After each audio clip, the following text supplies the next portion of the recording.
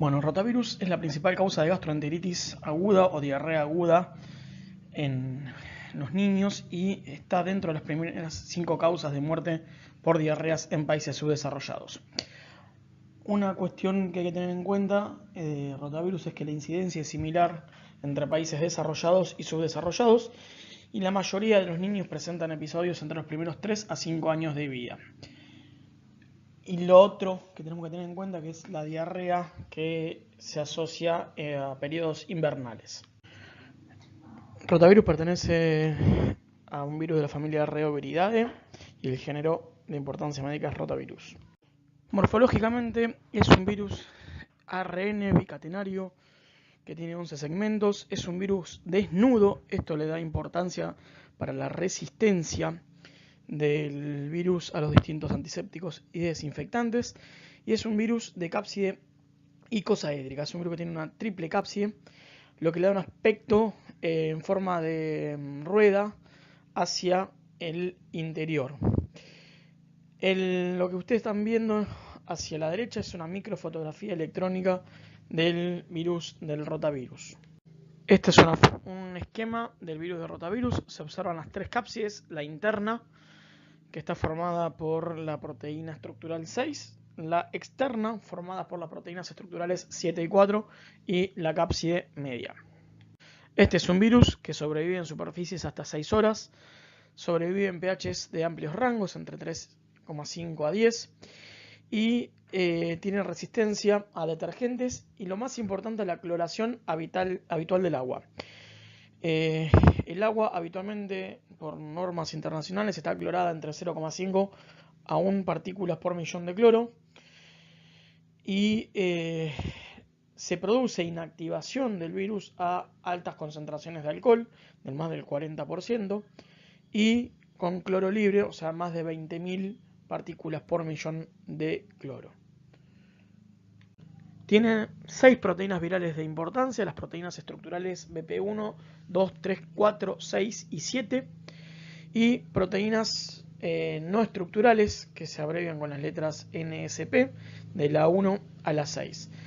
La diferencia entre las dos es que las proteínas virales, las BP, están normalmente en el virión y las proteínas no estructurales se originan exclusivamente durante la infección. Es importante que estas proteínas no estructurales, la número 4, tiene función de enterotoxina.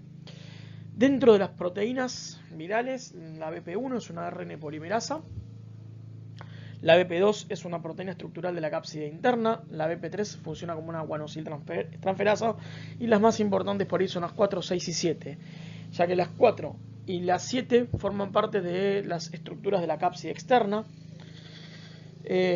y inducen la formación de anticuerpos neutralizantes. Esto es de importancia médica, tanto es de importancia médica como para la conformación de las vacunas contra rotavirus.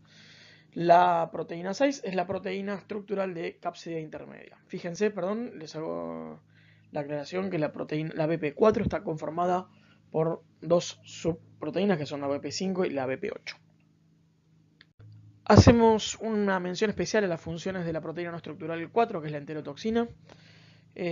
A diferencia de otras toxinas que producen diarrea, esta no altera el valor del AMP cíclico intracelular, sino que altera el valor de calcio intracelular y altera la forma y la estructura del citoesqueleto.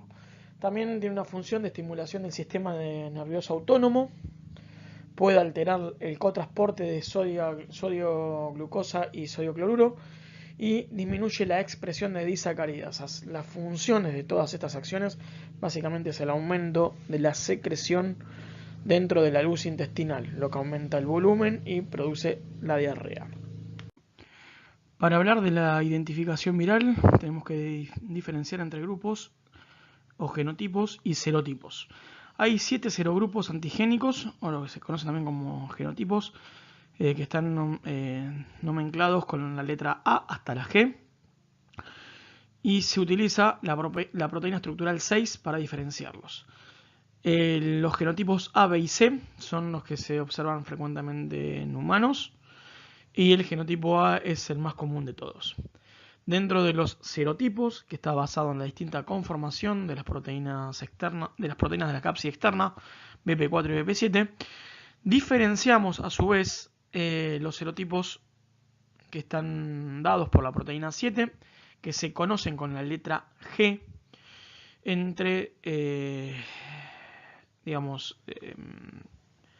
G1 a G9, sabiendo que G1, G2, G3, G4 y G9 que corresponden al grupo A de la clasificación de la BP6 son los más frecuentes en los humanos.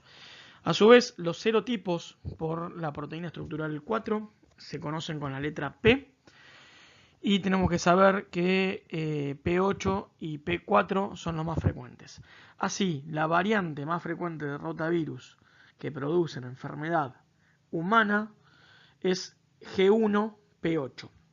Recuerden, G dependiendo de la proteína 7 y P8 dependiendo de la proteína 4.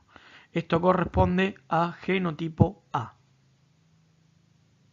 Lo que están viendo acá es una estructura de los viriones de rotavirus. Fíjense que la cápside externa por proteína 4 y 7, la cápside intermedia por proteína 6 y la cápside interna por proteína 2. Fíjense que en contacto con los segmentos de ARN está la polimerasa, que es la proteína 1.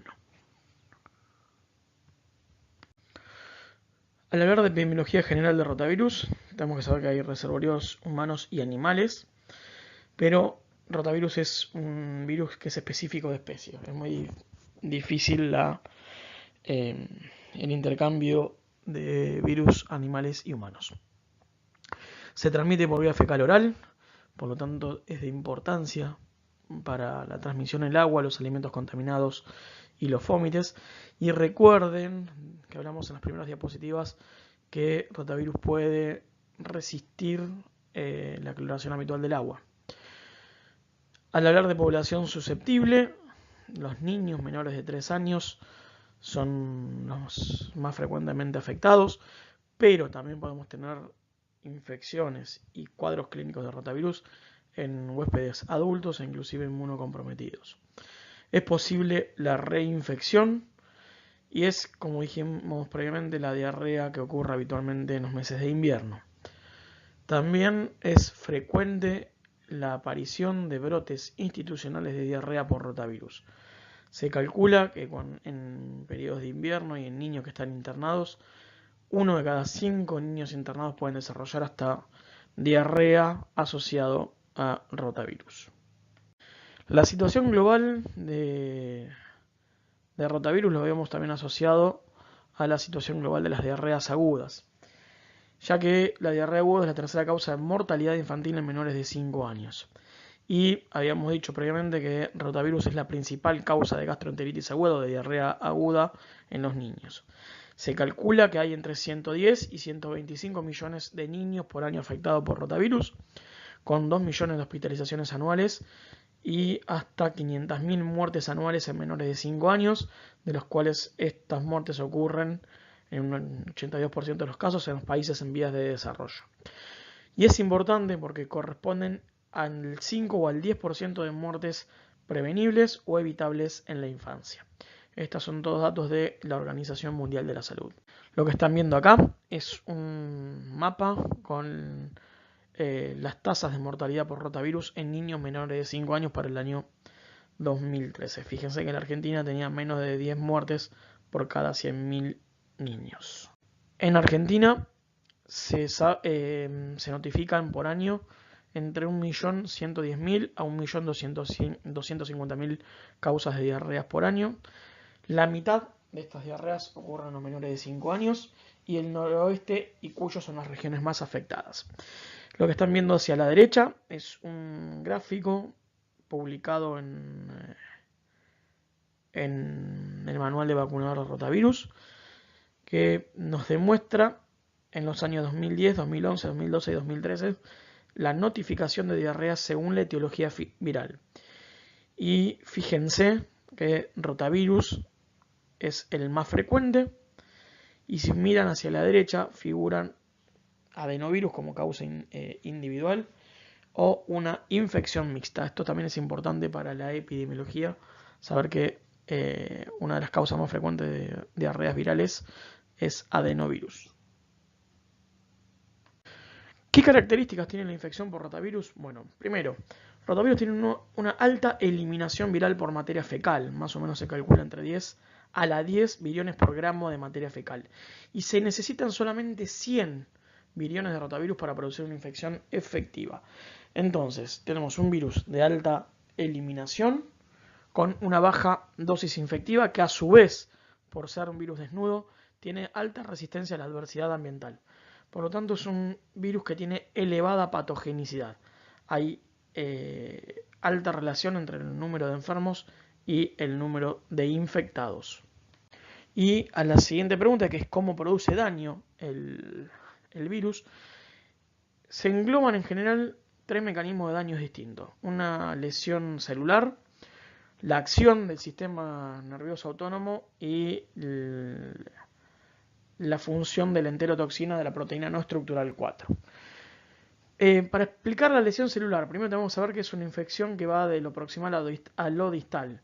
Replica inicialmente en yeyuno y va descendiendo hasta el ilio. Esta lesión celular se acompaña de una reducción de la superficie de absorción, ya sea por necrosis celular y atrofia de las microvellosidades, y alteración de las uniones estrechas con aumento de la permeabilidad intestinal. Lo que genera básicamente es que hay mayor concentración de solutos en la luz intestinal, hay una eliminación de agua hacia la luz intestinal, aumento el volumen del contenido intestinal y consecuentemente la diarrea. Es una enfermedad que una vez que lesiona el enterocito se autolimita. La autolimitación sintomática responde a la regeneración del enterocito o las microvellosidades intestinales. Esto ocurre más o menos dentro de la semana de producido el cuadro clínico. El otro mecanismo de acción, a través del sistema nervioso autónomo, hay una secreción de intermediarios proinflamatorios que aumentan también la liberación de agua hacia el contenido intestinal y la función de la enterotoxina, que ya lo dijimos previamente. Después de un periodo de incubación de 1 o 3 días, lo más frecuente que ocurra con la infección por rotavirus es que produzca diarrea. La diarrea aguda o la gastroenteritis en niños dura de 4 a 8 días. Habitualmente son cuadros clínicos leves y autolimitados, pero hay que tener en cuenta que pueden producir diarreas agudas graves, potencialmente mortales por deshidratación. Produce una deshidratación isotónica. Y muchas veces la diarrea se acompaña de vómitos. Rotavirus también puede producir cuadros extraintestinales, habitualmente en infecciones severas. Hay descritos infecciones respiratorias, pancreatitis, miositis, muerte súbita del lactante, convulsiones y las afecciones del hígado, como las más frecuentes extraintestinales, que son las hepatitis. En adultos también pueden producir diarreas hasta potencialmente mortales, y en inmunocomprometidos se puede relacionar con gastroenteritis crónicas. ¿Qué tipo de inmunocomprometido? Habitualmente se asocia en huéspedes que tienen trasplantes de médula ósea y trasplantes renales, y no es tan frecuentemente observar las diarreas en huéspedes con VIH-Sida. Y recuerden que el rotavirus puede ser causante de diarrea del viajero. Lo que están viendo acá es a la derecha una foto de la clínica típica en los niños. En general es una diarrea acuosa, sin sangre, aunque a veces puede tener alguna estría de sangre, que puede tener moco. El niño tiene dolor y distensión abdominal, y la irritabilidad o la fiebre también puede ser consecuencia de la deshidratación isotónica que tienen los niños. ¿Cómo lo buscamos en los menores de 5 años? Bueno, si tienen la fontanela hundida, los ojos y las mejillas hundidas, un niño irritable que llora, que no tiene lágrimas o tiene pocas lágrimas, y lo principal es la sequedad de las mucosas, ya sea en la boca o en la lengua. Y lo que buscamos es el signo de la compresión cutánea, hay una vez que nosotros queremos como pellizcar la piel, hay un retraso en la velocidad normal en la cual la piel vuelve a su sitio. Eso es todo sinónimo de deshidratación. Para arribar al diagnóstico de rotavirus en general, la sospecha es una sospecha clínica epidemiológica. La mayoría de los casos no se diagnostican etiológicamente, ya que la mayoría son casos leves y autolimitados. Cuando requiramos hacer el diagnóstico virológico, que esto habitualmente se restringe para los casos severos, primero, vimos que es un virus que afecta a los enterocitos, por lo tanto, la muestra de elección va a ser la materia fecal. Actualmente, en amarillo ahí figuran dos métodos diagnósticos a través de la determinación de antígenos virales o biología molecular con la PCR en tiempo real. Pueden hacerse también técnicas de cultivo virológico, pero no son habitualmente utilizados. La detección de antígenos, que es por ahí lo más común utilizado, es a través del ELISA, que busca las proteínas 7 o 4, o por técnicas de aglutinación, que busca las proteínas 2 y 6.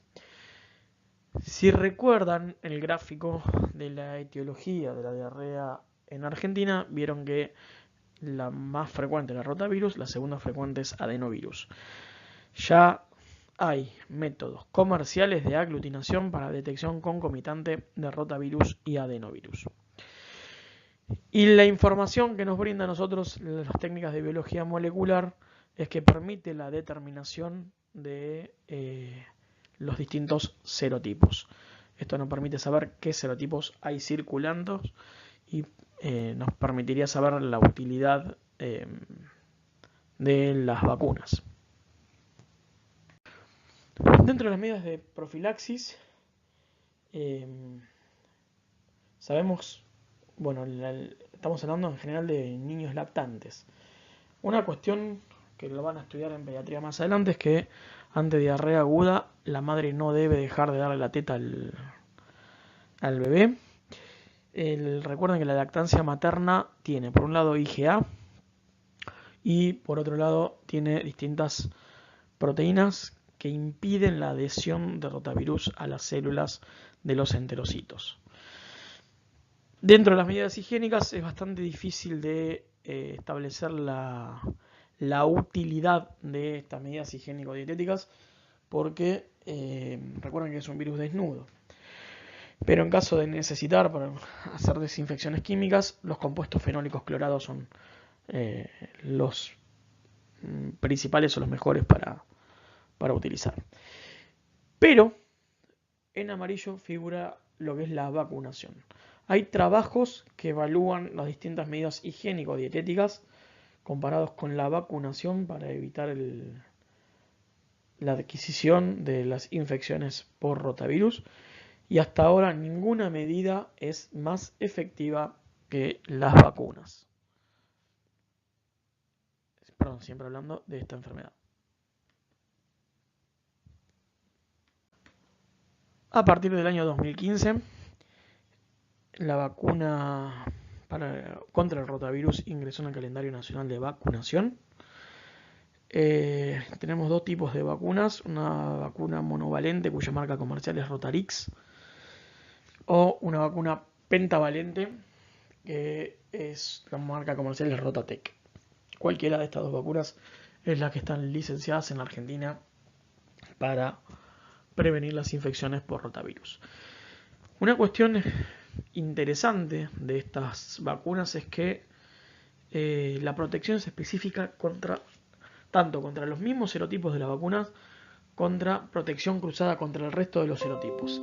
Y es una vacuna a virus vivo atenuado de administración oral.